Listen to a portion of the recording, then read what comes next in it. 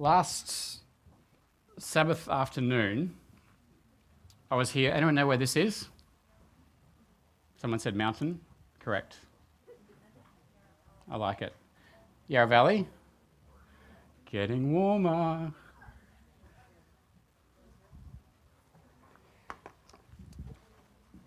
I went for a walk with Sophie and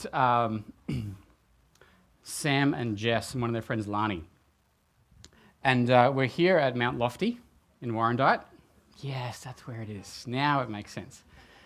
And we're walking along, and if you've ever chatted with Sam, so Sam likes rocks. He's studying geology. And so we're walking along, and he starts telling us about the rocks that we're walking on. I know, you're as excited as I was.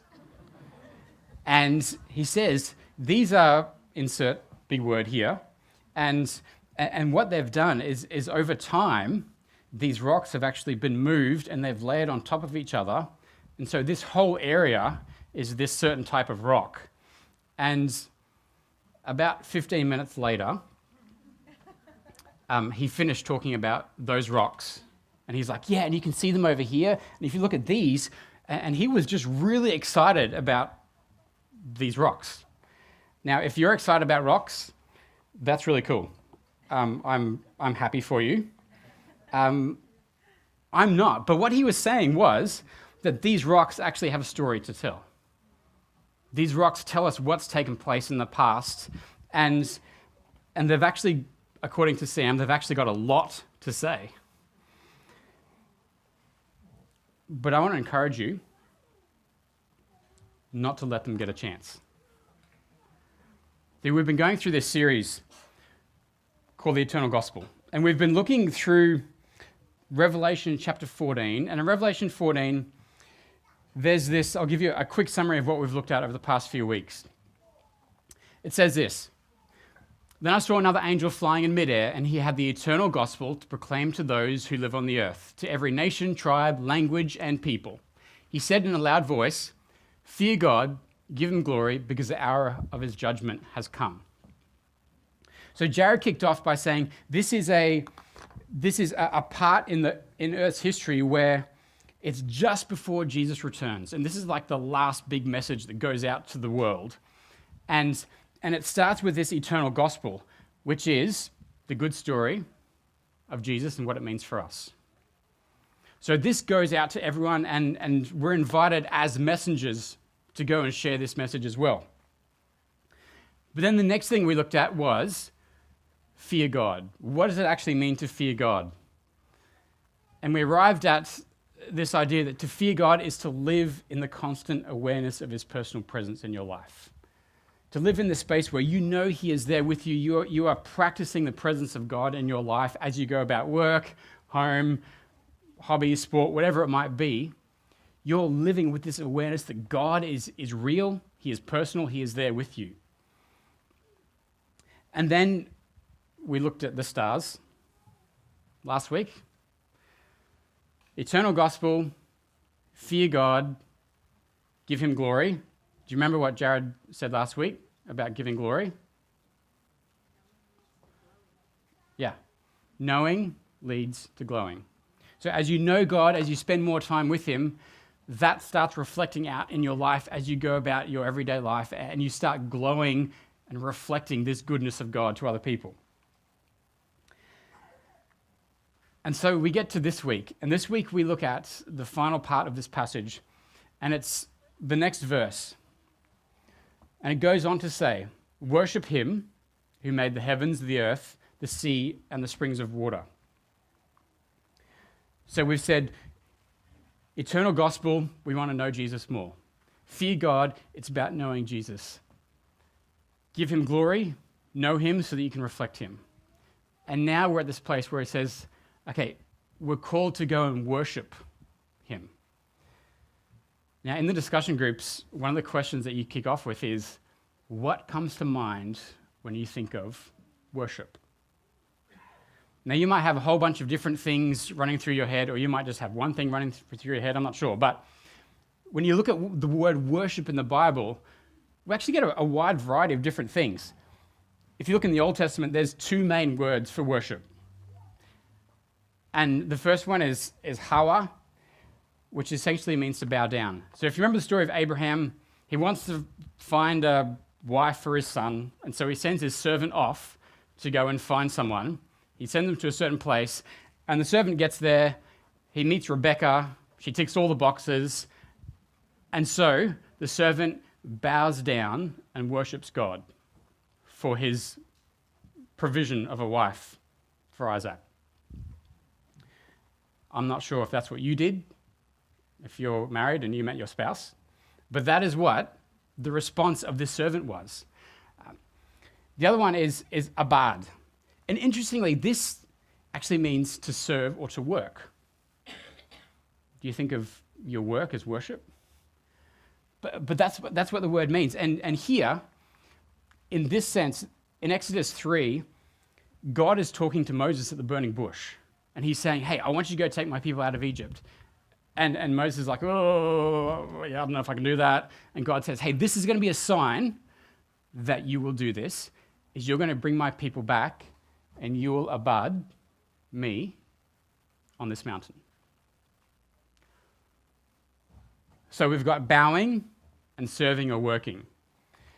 Go to the New Testament, and there's three main words. The probably most common one is that proskuneo, which is where we get the idea of prostrate, bow down. That's in John 4. Jesus is talking about worshiping in spirit and truth. That word is the one there. Another one is sebo, and you look at this in the discussion groups as well. But sebo is really about it's almost used negatively in the New Testament. It's about more a ritual. And Jesus says, hey, you guys sebo me with your lips, but your hearts, they're not even anywhere close to it. And the last one is latreo. And this one Jesus talks about, and it's also used in Romans, where Paul talks about offering your body as a living sacrifice. All right, so with that background, the word worship we have in English is kind of a summary of all these things. Notice the first ones are actions, but here in English we've said, how could we summarize all those actions? Well, really what they're about is ascribing worth to God. It's crediting God with honor. It's kind of affirming who he is in our lives. One person describes it as worship is enhancing God's reputation. I kind of like that. It's saying, hey, for me, this is who God is, and I want to reveal that by the way I respond to him. Now, in the welcome, Eric, you mentioned that worship is three things. Do you remember what those three things were? Remembering, returning, and reconnecting. Yeah. You remember who God is. You return to worship him as that person, and then you reconnect with him at a personal level. And I really like that, because it says that worship it's something that I do, yes, it's an action, but it's really not about me at all.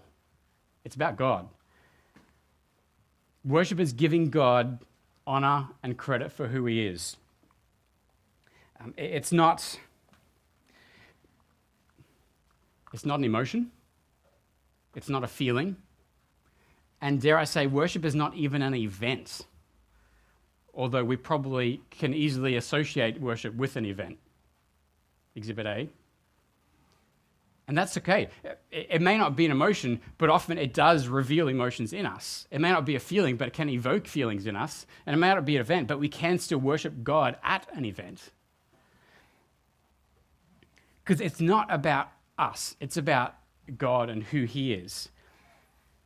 And I've I've got to be honest that there are times when I have defaulted back to a place where, for me, worship or a worship service is my worship, because in some ways that's kind of palatable for me. I can justify that I worship God because I attend a worship event. Does that make sense? While I can worship God at a service, it doesn't mean that I have. While I can attend an event where we are there to worship, it doesn't mean I've actually worshipped. And I can default to that position because in my head I can justify, yeah, I worship God. I go to church every week. But I think that reveals in me something, and I think this is what Revelation 14 is kind of getting at. See, my natural response is probably not to worship God.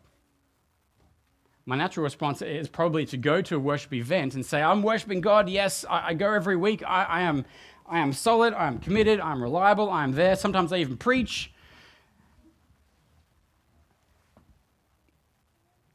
But am I going to give God all the honor? Am I going to give God the credit that he is due? Am I going for that, or am I going just to make myself feel a little bit better about things? If you think back to in the Garden of Eden, at the very beginning, God created everything. He rested, and he said to Adam and Eve, hey, all this is yours. I've made all this for you. We can enjoy it together, but that tree in the middle, that's the one thing you can't touch. So it was all about God. And then Adam and Eve decided, well, hang on. Yeah, you know what? I think I'm going to try that tree because I think I need to honor myself instead of God.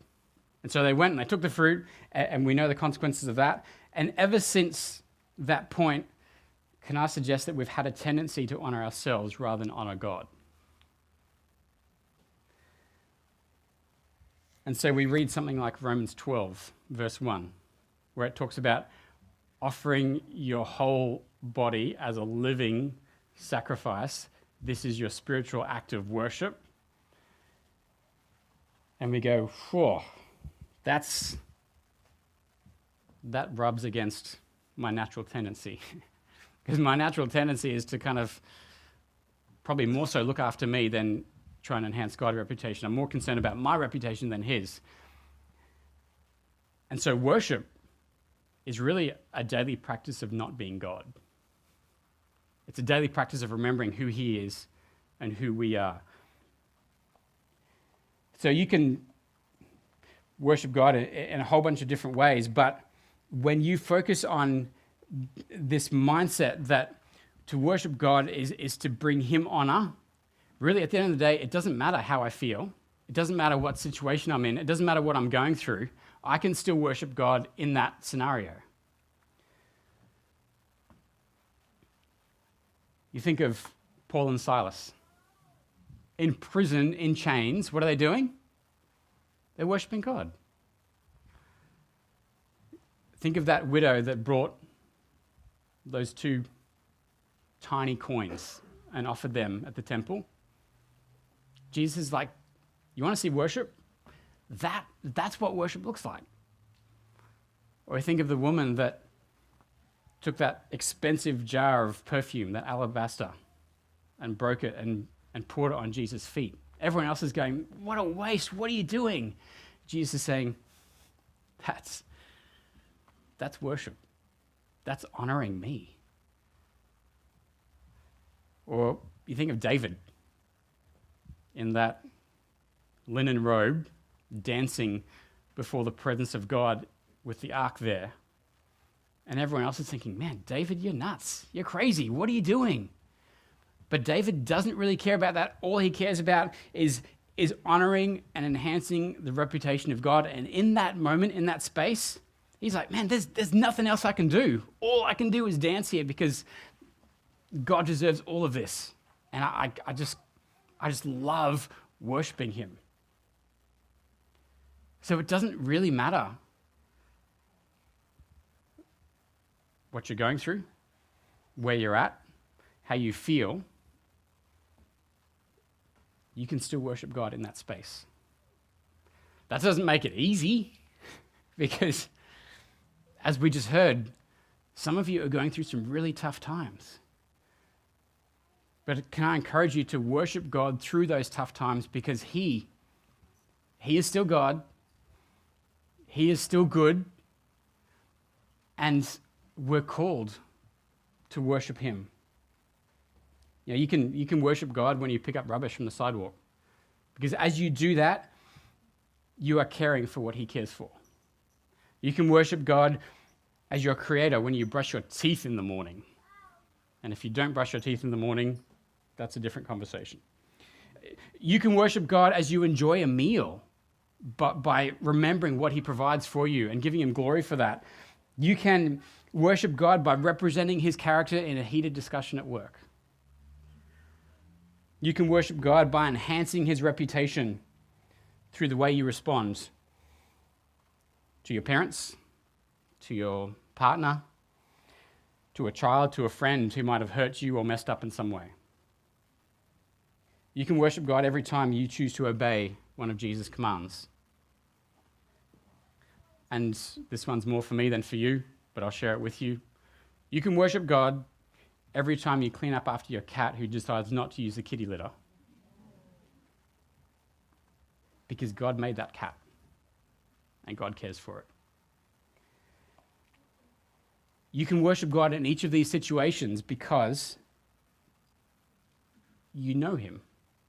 And because you know Him, you can love Him because you know what He's like. And because you love Him, you can choose to obey Him because that's what love looks like in God's economy. And when you obey God, you get to know Him more. And when you get to know Him more, you will get to love Him more and want to love Him more and obey Him more. And I think that's this beautiful cycle of what worship in the everyday actually looks like. So let's put this back into the context of what's happening in Revelation. The first angel's message is about knowing God and revealing God to the world around us and responding to Him. And it takes place because remember back in chapter 13, remember what's going on? Satan is there and he's got a truckload of mud that he is trying to sling at God and say, hey, God is not like this, God is not like this, God is not like that. He is not good, He is not loving, He only wants you to obey because He's some big tyrant. And Satan is trying to force people into his way of thinking by coercion, by fear. And he's doing it and impacting every nation, tribe, language, and people. That's what it says. And so when you realize that and look at what we've just looked at in chapter 14, you can see what God's doing, can't you? He's responding. He's saying, no, what Satan has done, what he's doing, that does not last. I am going to respond, and look at how I respond. I respond by giving you a message to share with the world, that I'm not like that I am loving the gospel, that you can live in my presence, you can fear me, it's okay, that you can give me glory, that you can reflect me in your life. So what God's really doing is he's calling people of every nation, tribe, language, and people back to Him. It paints this picture of a world where pretty much everyone has said, no, I don't want to follow God because look what He's like. And that's what Satan's created. And God says, that's not what I'm like. That's not what I'm like at all. And I've got this army of messengers who are going to go out into the world and really tell people what I'm actually all about. He's trying to woo us back in just before He returns.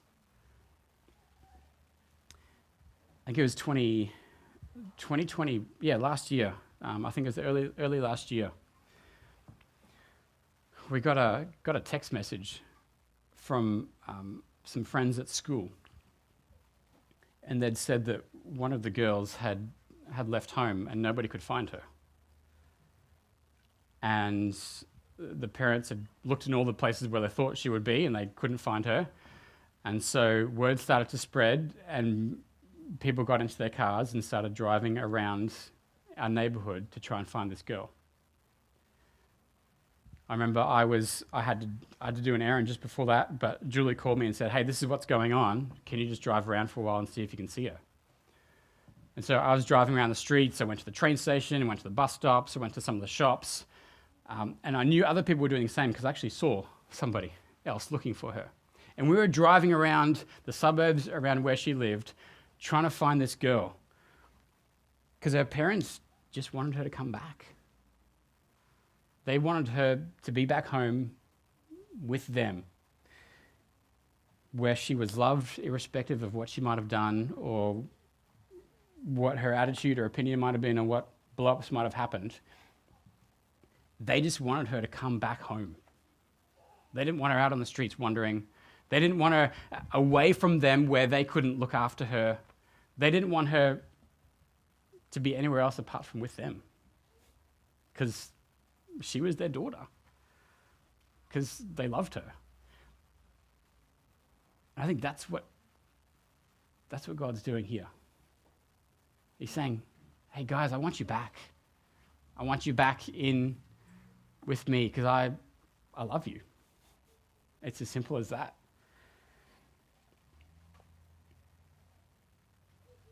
We found her. She had gone to her grandparents' place. She'd walked out in a half after a blowout with the parents, and she came back home, and they worked things through. But the number of people that went out looking for her kind of reminds me of Burwood.